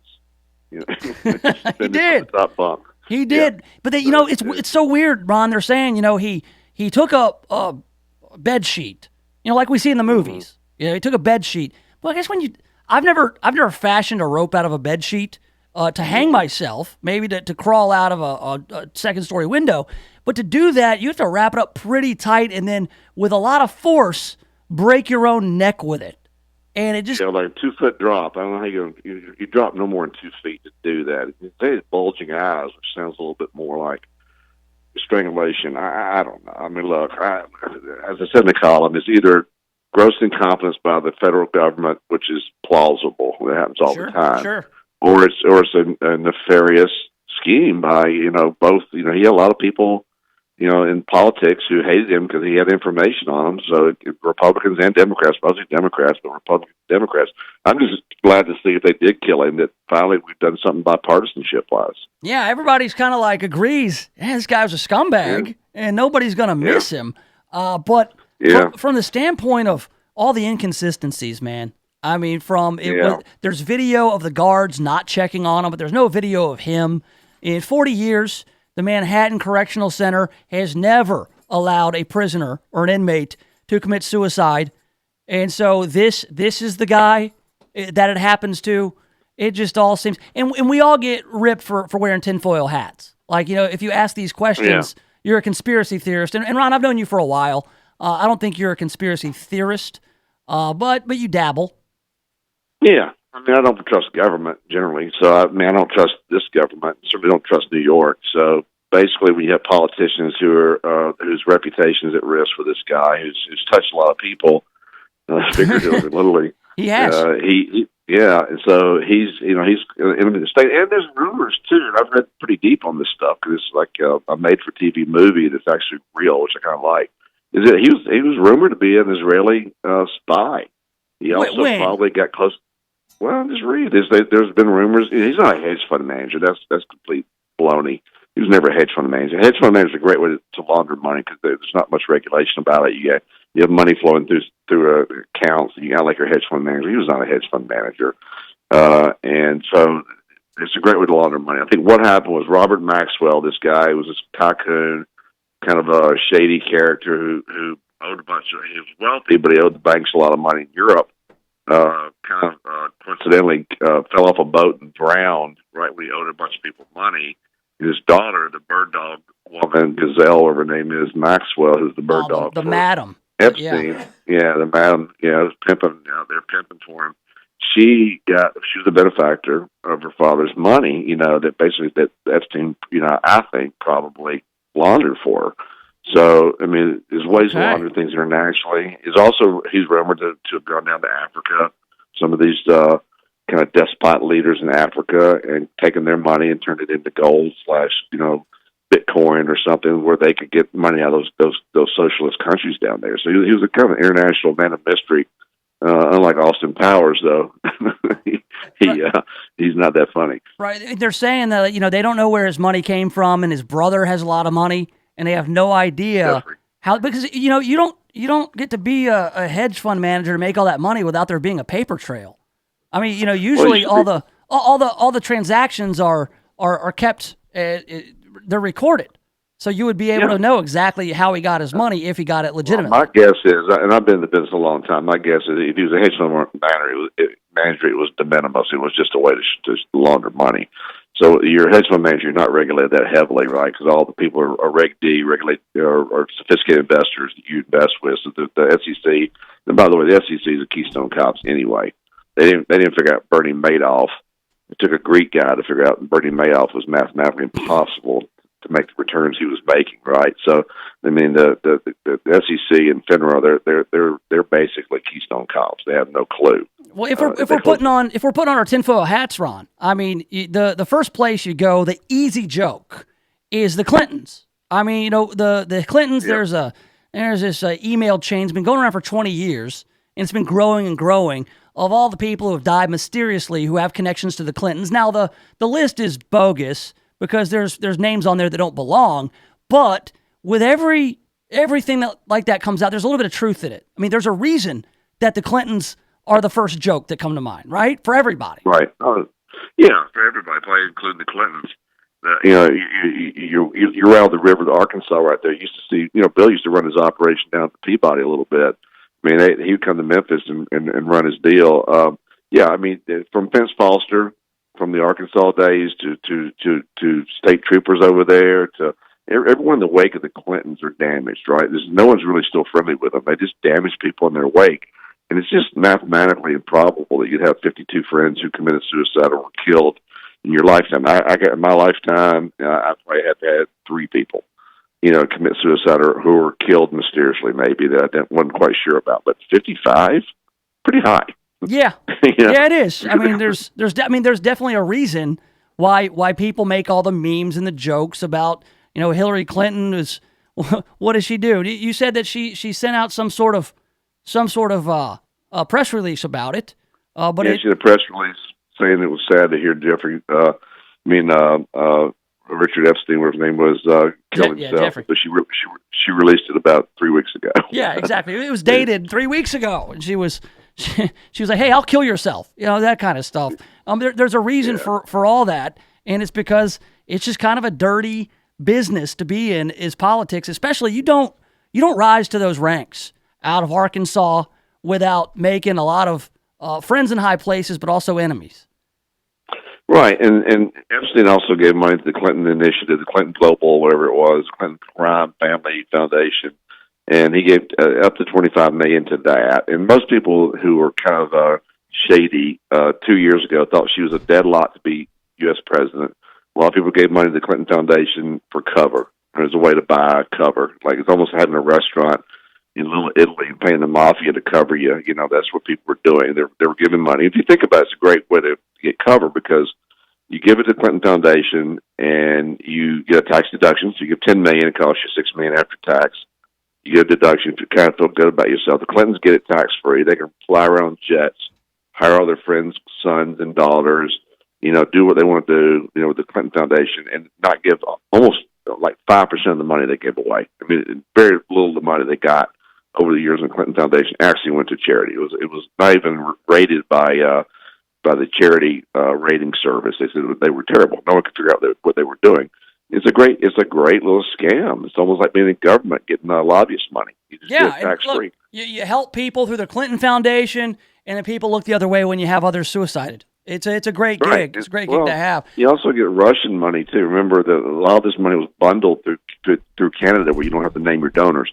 So the Uranium One deal and other deals like that were all bundled money to a Canadian guy who basically gave the donation to the Clinton Foundation, but he didn't have to say the donors were. So all this Ukrainian money, all the dirty money that came out of Europe and were buying favor. At the time with the Secretary of State, Hillary Clinton, you realize she was actually Secretary of State. They were buying favor there, but also betting the hard eight. I mean, not even the hard eight, betting the 90% probability that she would become president one day. They were giving money to Bubba, and they were flying around the jets and living large, and, everybody has a salary, and Chelsea Clinton has a $8 million townhome in New York, never had a job. I mean, how do you do that? It's pretty amazing. I mean, when you start connecting the dots, it doesn't become a conspiracy. It becomes a theory, just a theory. So right. There's a great saying recently. Trump was worth $4 billion. He's worth $2.5 billion now after becoming president. $4 billion to $2.5 billion. The net worth goes down. Obama, Harry Reid, the Clintons, Pelosi, their net worth goes from 0 to like 80 million while they're in public office. What are you worried the most about? Yeah, no, you're right. You make $175,000 a year as a congressman, and that's not a bad chunk of change. But how does that translate to you being worth $100 million after a couple of terms? It doesn't. Right. It doesn't add up. Hey, by the way, did you see the oil painting?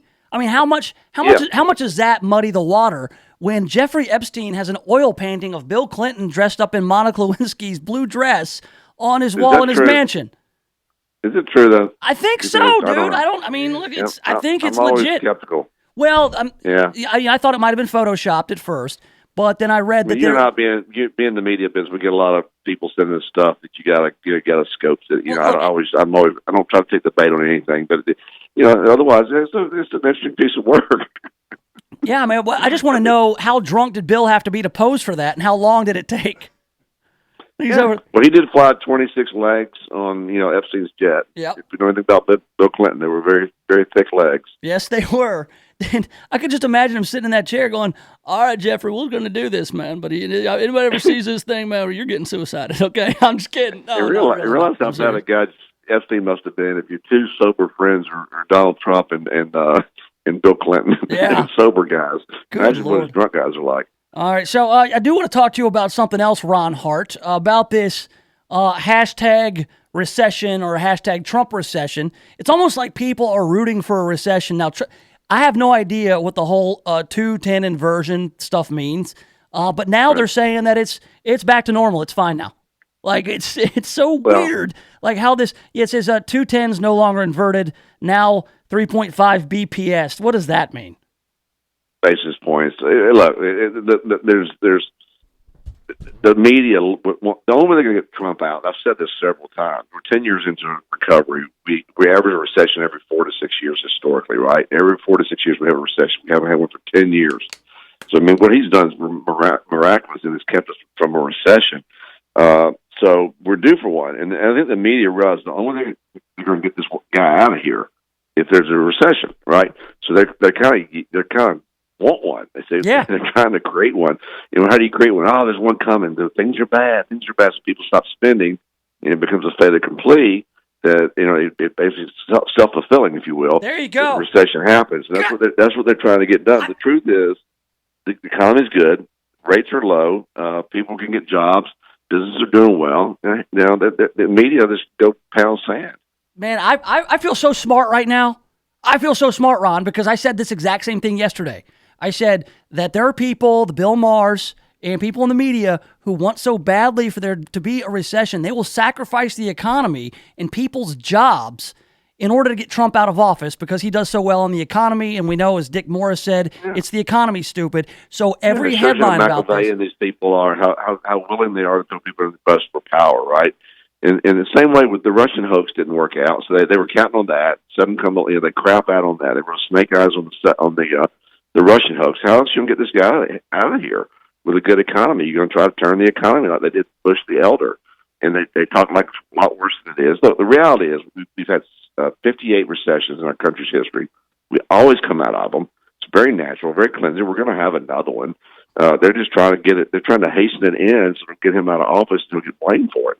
And they'll make it seem bad. They'll have these dour reports on the mainstream media at night, how bad things are, how middle America's suffering, and not everybody's enjoying the recovery, and it just goes to certain people. The truth is, middle America, for the first time, is really increasing their wages. People are coming back to manufacturing in America.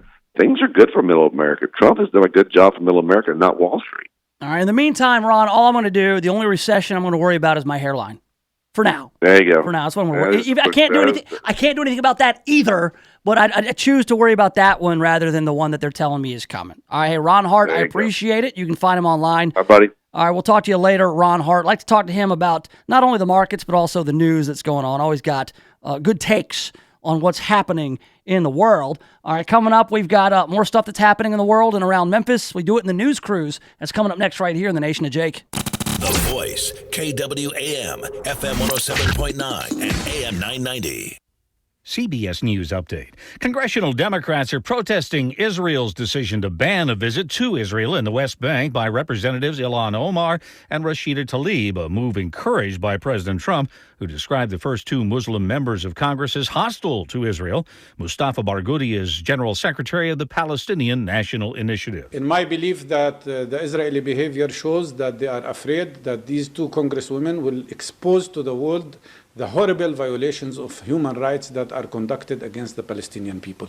I'm Robert Berger in Jerusalem. Prime Minister Benjamin Netanyahu says the two Muslim congresswomen were barred from entering the country because their sole purpose was to promote an anti-Israel boycott. Palestinians described the Israeli decision as an outrageous act of hostility toward the American people. CBS News Update. I'm Jim Shenlevy.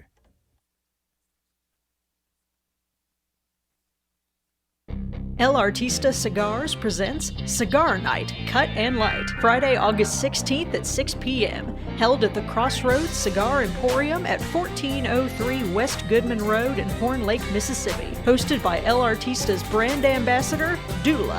He'll be introducing the brand's two 2019 releases, the Big Poppy Slugger and the Buffalo 10. We'll also have swag giveaways, refreshments, and, as an added bonus,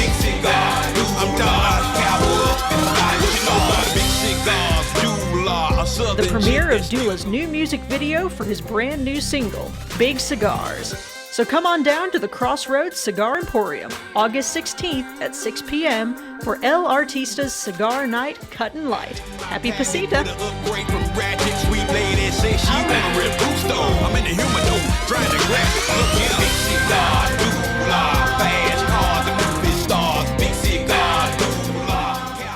If you're thinking about buying or selling a home, stop. Don't do anything until you talk to my man, James Underwood. James Underwood has been helping people like you navigate the Mid-South real estate market for more than a decade. So whether you're looking to buy your first home or you want to upgrade to your forever home, James Underwood can help make it happen. No gimmicks, no guarantees, just a rock-solid guy that I've known for 25 years. So now, if you're looking to buy or sell a home, hit up James Underwood with CryLike. JamesUnderwood.crylike.com. That's JamesUnderwood.crylike.com.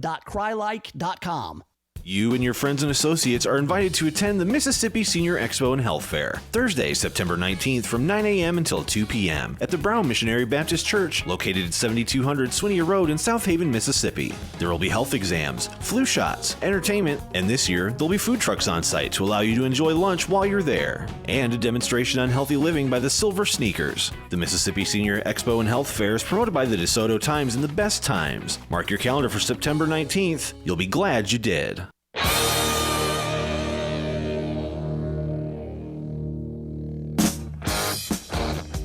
All right, welcome back to it. Yes, have some. Yeah, it's the Nation of Jake on The Voice, FM 107.9, AM 990, online, KWAMTheVoice.com. Listen live link is in the top right corner. We're also on the YouTube channel is Nation of Jake. One word, Nation of Jake. And I'm told that Alf is still in syndication and it will not be featured on the Nation of Jake YouTube channel. I'm just looking for some old shows. Maybe I'll get my man John Pickle, some of his old shows, and I can run those, because I want the Nation of Jake YouTube channel to be like a real channel where you can just tune in 24/7 and find something you like. Maybe I'll get some Walker, Texas Ranger going, just some old shows, maybe the 1966 Batman. I'm sure that's too expensive. I just need some free stuff, just free programming. It can't just be me, because that would, A, get real boring, and B, I've got other stuff to do. I got kids to get to soccer and piano lessons and karate, and I'm really overextended right now. That's why I like to relax and take a leisurely look at headlines. And we do this on my boat. Maybe just have like a news cruise show, kind of like the Love Boat. We'll get Gopher and Isaac, Doc, Captain Steubing, exciting and new, or reasonable facsimiles of all those characters. Be a lot of fun. We're expecting you,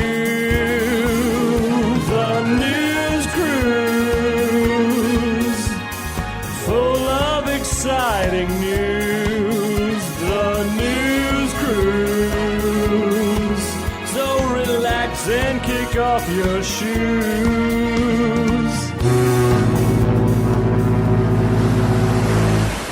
Welcome aboard the News Cruise, brought to you by our friends at Just Windows Home Services. You know the drill by now. They do windows, they do blinds, ceiling fans, shutters, roofs. Yeah, they'll clean your roof. They won't put a new roof on your house, but they'll clean that roof off. You got debris, stuff like that, gutters getting full. You're going to get the mosquitoes. You don't want the West Nile. They can do that. They can do pressure washing. And everything they do, you can get done for 20% off if you tell them you heard about Just Windows Home Services in the Nation of Jake. Give them a call, 751-3934. That's 751-3934. Or go online, justwindowsmemphis.com. All right, up first here on the News Cruise, here's something that'll affect your life.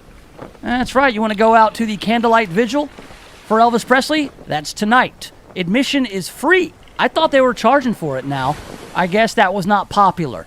People do not like to be charged for things that have traditionally been free, and there was a lot of blowback, I guess, when they charged admission to the Candlelight Vigil, I guess, last year before. Yeah, because it always had been free before, and all of a sudden they started charging. Hey, wait a minute. It's also kind of tacky to charge money for a vigil. Yes. You know, when you're going out to pay your respects for the great Elvis Presley. It's a religious thing.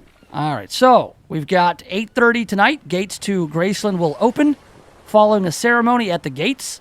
It'll be free after charging the guests the last 2 years.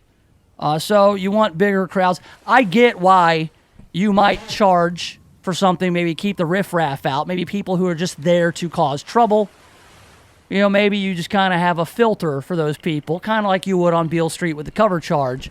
But now they're just inviting everybody out to pay their respects to the king who died 42 years ago tomorrow. So on the eve, and you go out there, you meet all kinds of people from all over the world. People from places like Lithuania and Belarus and Ghana. People will be there, seriously, from all over the globe to pay their respects. If you meet somebody from Ghana, tell them congratulations. Memphis in May has announced they will be honoring Ghana in 2020. The 44th annual Memphis in May is going back to Africa, where they will bless the rains. Specifically, Ghana will be saluted in the May of 2020. The big reveal was made during the Memphis in May annual meeting and volunteer recognition event at the Memphis Botanic Garden in East Memphis.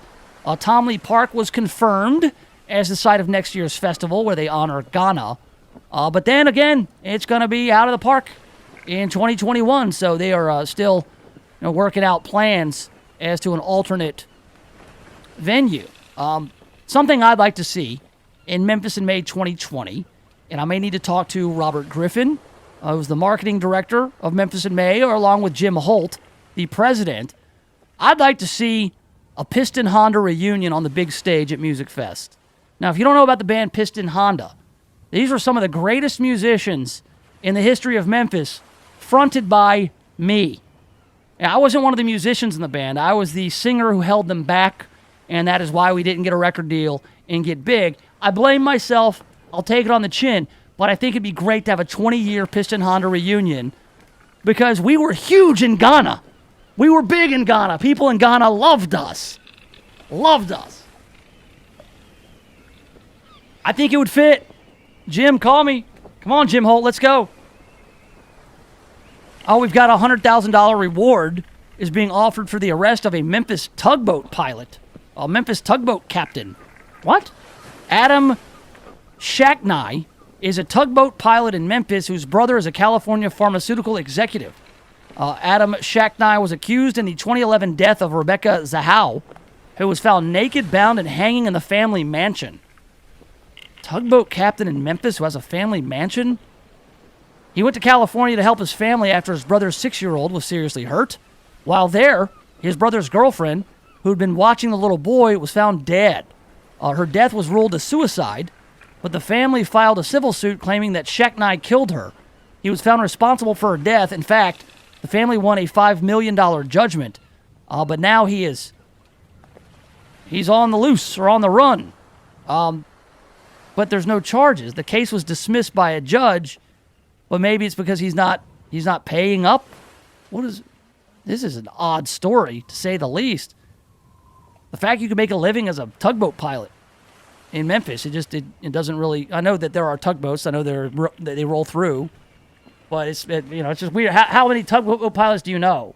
How many tugboat pilots do you know? Probably Earl? 20. You know 20 tugboat pilots? They come Weird. from all over the United States because they fly them in, they Sure. land here, and they get on a boat and take it to the next leg. Yeah, but I'm saying, I guess I don't run around in the tugboat pilot circles. When I had Sunset Cafe, it was a floating barge. It was a restaurant. Okay, so Every you're time the embedded. river went up, we had to hire them to push us up, and when the river went down, No, we well, had to you hook have on. business associates who are tugboat pilots. I'm talking about just walking around. Hey, what do you do for a living? It's like, I work for FedEx. Oh, really? I'm a tugboat pilot. I know a lot of people who operate tugs at FedEx, but not used to tugboat listen to pilots. the show was from Paducah, Kentucky, and he came just about every University of Memphis basketball game, and he was a Mississippi towboat captain. I don't know, it just stood out to me. It's like this particular tugboat captain is wanted. He's there's a reward for the arrest. I guess he hadn't been charged with anything, but they're still for his arrest. I guess I gotta dig deeper in that story. I apologize for the confusion. Oh, we've got a Tennessee inmate set to ride the lightning tonight. The execution of 56-year-old Stephen West is scheduled tonight. He will die by electrocution. This is a guy who was accused and then convicted of murder and raping a teenager. So he claims that it was his accomplice who did it. He didn't do it. Yeah. And so he's been asking for a stay or clemency. Bill Lee has denied the clemency or the stay of execution. So he is scheduled to ride the lightning, sit on Old Sparky tonight there in Nashville. We got some other things going on, but not that. Just weird stories. Some of the top stuff. The Philadelphia shooting. This was a guy who engaged in a 7.5-hour shootout. They were serving a warrant there in Philadelphia on this guy who had at least a dozen arrests and convictions since he was 18 years old, many of them for possessing firearms as a felon, which is against the law. Still doesn't stop people from crying for more gun control. And you're like, oh, what kind of law do you want? You don't want this guy to have a gun? Well, it's illegal for him to have a gun. You know what he thinks about your laws? Puh. And he has guns anyway. And he's the kind of guy who will shoot cops. Yeah, so what gun laws are going to affect him? What gun laws are going to prevent that? And also, how does taking the guns out of law-abiding citizen hands change it? It doesn't. It's so goofy. Let's have a gun ban. That guy has a gun illegally. It's like, what? And then, let's see, we've had some more stabbings in the UK. They have a stabbing epidemic. So I guess they need knife control over there. Coming up, we've got the Earl Farrell program, and this is like life imitating art. They want to make the warnings on the cigarette packs bigger. And I'll quote Dennis Leary. As if we haven't noticed they're bad for you. I'll give you that full story. We come back right here in the Nation of Jake. The Voice, KWAM, FM 107.9 and AM 990. When's the last time you looked at the windows in your house? Not through the windows, but at the windows. Really looked at them. There's dirt, streaks, buildup, smudges, fingerprints, paw prints, spider webs, dead bugs. There's little white speckles. I have no idea what they are, and who knows what else. Now, cleaning all the windows in your house makes a big difference, but it's also a big job. That's why you need Just Windows Home Services. Just Windows has been taking the pain out of window cleaning since 1992. Just Windows cleans all types of windows, storm windows, screens, skylights, interior, exterior, upstairs and down. Now, I know I told you the company is called Just Windows Home Services, but they do a lot more. Roof and gutter cleaning, pressure washing, mirrors, blinds, ceiling fans, light fixtures, chandeliers. Look, if you've got hard to reach areas of the house, then you need Just Windows Home Services. Call for a free estimate, 751-3934. That's 751-3934, or get them online at justwindowsmemphis.com. That's justwindowsmemphis.com.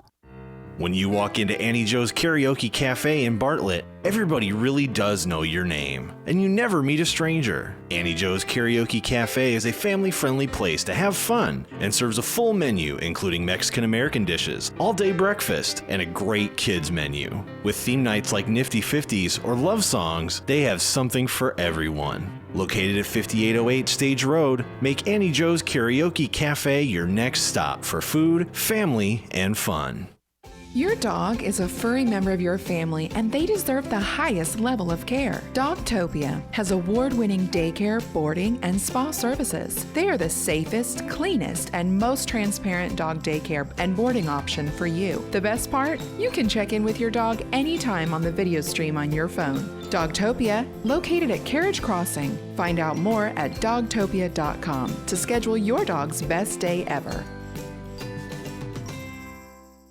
If you're thinking about buying or selling a home, stop. Don't do anything until you talk to my man, James Underwood. James Underwood has been helping people like you navigate the Mid-South real estate market for more than a decade. So whether you're looking to buy your first home or you want to upgrade to your forever home, James Underwood can help make it happen. No gimmicks, no guarantees, just a rock-solid guy that I've known for 25 years. So now, if you're looking to buy or sell a home, hit up James Underwood with CryLike. JamesUnderwood.crylike.com. That's JamesUnderwood.crylike.com.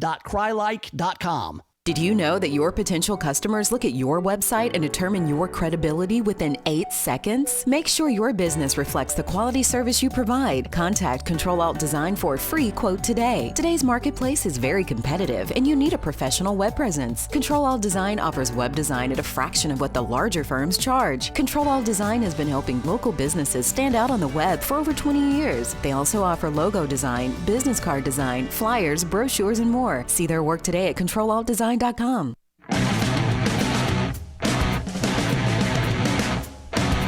Almost time to go. Yes, have some. Earl Farrell's up next on The Voice, FM 107.9, AM 990. Online, KWAMTheVoice.com. So yeah, when I was a kid, I don't know, 8th grade or so, maybe younger, I had some contraband. It was CD, comedy CD, Dennis Leary, who sure, he ripped off Bill Hicks. He'll admit it. But this Dennis Leary CD, it was awesome. And one of the big things with Dennis Leary in his early stand-up on his album No Cure for Cancer was about how he loved to smoke. And he loved to smoke. He loved it. And he says there's a guy who wants to make the warnings on the packs bigger. And his whole joke was, as if we haven't noticed that they were bad for you yet. You know, oh my God, these are bad for you. I thought they were good for you. I thought there were vitamin C in them and stuff. You know, you could put them in a black pack with a skull and crossbones and call them tumors. And people be lined up around the block. I can't wait to get my hands on these things. I heard you get a tumor as soon as you light up. That's pretty much word for word. Something that I haven't listened to in 20 years, but I just remember it because I heard it so much. Well, now, as I'm doing some prep for the show, I see here that U.S. health officials are making a new attempt at adding graphic images to cigarette packets to discourage Americans from lighting up. If successful, it would be the first change to U.S. cigarette warnings in 35 years. The FDA proposed 13 new warnings that would appear on all cigarettes, including images of cancerous neck tumors, diseased lungs, and feet with amputated toes. They're going to have graphic. I mean, it is pretty compelling. I mean, when you watch those commercials they've got of like the woman with the tracheotomy. Yeah. And she has to like cover up her neck hole in order to speak, or people with the electronic voice box, hello, that kind of stuff. So yeah, it'll freak you out a little bit. But imagine, man, when you go to buy cigarettes, you go buy smokes, doesn't matter if they're menthols or what, unfiltered, you're going to go in and you're going to be greeted with a pack like a black lung on it. Like you have to stare at it. I kind of like the idea.